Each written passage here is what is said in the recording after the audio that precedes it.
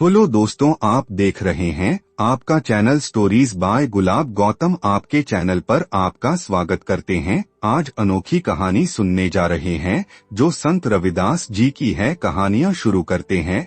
राजा और संत रविदास जी। बहुत समय पहले की बात है। काशी में संत रविदास जी रहते थे। वे एक साधारण परिवार में जन्मे थे और पेशे से जूते बनाने का काम करते थे। हालांकि उनका जीवन बहुत सरल था, लेकिन वे सच्चे भक्त थे। वे हर समय भगवान का नाम लेते थे, मन से पूरी निष्ठा से भक्ति करते थे। एक दिन एक राजा को रविदास जी की बहुत प्रशंसा सुनने को मिली। लोगों ने बताया कि एक संत हैं जो भगवान के इतने प्यारे हैं कि उनके आसपास दिव्यता दिखाई देती है। राजा को यह जानकर आश्चर्य हुआ कि एक चर्मकार कैसे संत हो सकता है। उसे विश्वास नहीं हुआ, लेकिन जिज्ञासा में वह खुद रविदास जी से मिलने चल पड़ा। जब राजा ने रविदास जी को देखा तो वो जूते बना रहे थे। राजा को यह देखकर और भी आश्चर्य हुआ। उसने सोचा, जो व्यक्ति चमड़े का काम करता है वो संत कैसे हो सकता है। राजा ने रविदास जी से कहा, तुम एक निम्न जाति के हो और जूते बनाने का काम करते हो, क्या भगवान तुम्हारी सुनते हैं? रविदास जी मुस्कुराए और शांत भाव से बोले, राजन, भगवान न तो जात देखते हैं न काम, वे तो बस प्रेम और भक्ति देखते हैं। उन्होंने एक उदाहरण दिया, जैसे एक मिट्टी का दिया चाहे किसी भी मिट्टी से बना हो, अगर उसमें तेल और बाती हो तो वह रोशनी देता है। उसी तरह सच्चे दिल से की गई भक्ति सभी को भगवान से जोड़ देती है, चाहे वो किसी भी जात या पेशे से हो। राजा ने उनकी बात सुनी और महसूस किया कि इसमें सच्चाई है। उसने संत रविदास जी से क्षमा मांगी और उनसे आशीर्वाद लिया। उस दिन के बाद से वह राजा रविदास जी का शिष्य बन गया और जीवन में भक्ति, प्रेम और समानता का पालन करने लगा। इस कहानी से हमें क्या सीख मिलती है?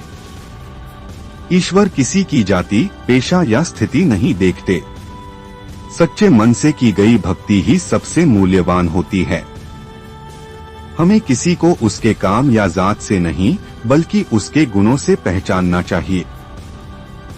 आगे बढ़ते हैं दूसरी कहानी की ओर। गंगा जल और संत रविदास जी की। संत रविदास जी एक महान भक्त थे जो समाज के ऊंच नीच के भेदभाव को नहीं मानते थे। वे हमेशा कहते थे कि भगवान सबके हैं, जात पात, ऊंच नीच इनके लिए कोई मायने नहीं रखता। उनकी भक्ति इतनी गहरी और सच्ची थी कि लोग दूर दूर से उनका सत्संग सुनने आते थे। लेकिन समाज में कुछ पंडित और ब्राह्मण ऐसे भी थे जिन्हें यह बात पसंद नहीं थी कि एक चर्मकार, जूता बनाने वाला इतना सम्मान पा रहा है। उन्हें लगता था कि केवल ब्राह्मण ही ईश्वर की भक्ति कर सकते हैं।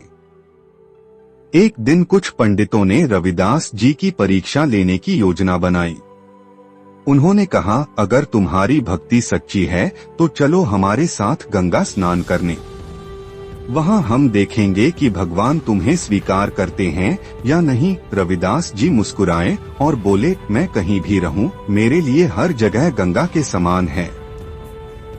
लेकिन आप सब कह रहे हैं तो मैं भी चलूंगा। अगले दिन सब लोग गंगा स्नान के लिए चल पड़े।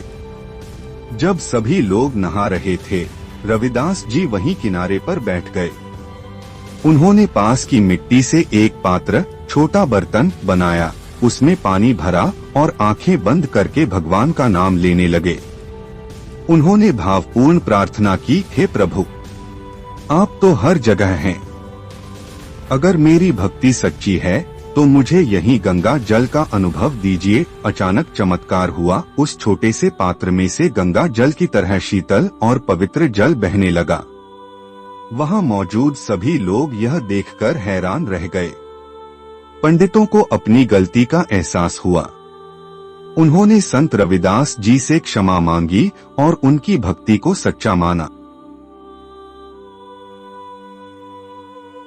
और तीसरी कहानी है मीराबाई और संत रविदास जी के बारे में। मीराबाई भगवान श्री कृष्ण की अनन्य भक्त थीं। वे राजस्थान के एक राजघराने की राजकुमारी थीं। लेकिन उनका मन हमेशा भगवान में ही रमा रहता था। उन्होंने दुनियादारी, धन दौलत, राजमहल सब छोड़कर भक्ति का रास्ता चुना। मीराबाई को जब संत रविदास जी के बारे में पता चला कि वे एक ऐसे संत हैं जो जात पात से ऊपर उठकर सबको प्रेम और भक्ति का संदेश देते हैं, तो वे उन्हें अपना गुरु मानने लगी। एक दिन मीराबाई संत रविदास जी से मिलने पहुंची। उन्होंने उनके चरणों में सिर झुकाया और कहा, गुरुदेव, मैं कृष्ण की भक्त हूँ, पर मुझे राह दिखाइए जिससे मेरा आत्मा परमात्मा से मिलन हो सके। रविदास जी ने मीराबाई को प्रेम और साधना का मार्ग बताया। उन्होंने कहा, भक्ति का मार्ग न तो राजघराने से मिलता है और न ही जाति से, यह तो हृदय की पुकार से खुलता है।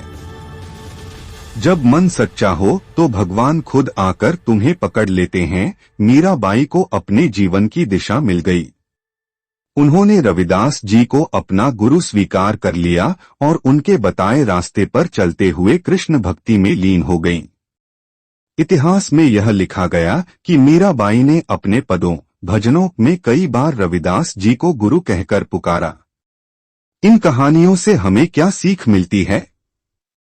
सच्ची भक्ति में जाति पात, ऊंच नीच का कोई स्थान नहीं होता। भगवान को पाने के लिए केवल प्रेम और समर्पण चाहिए।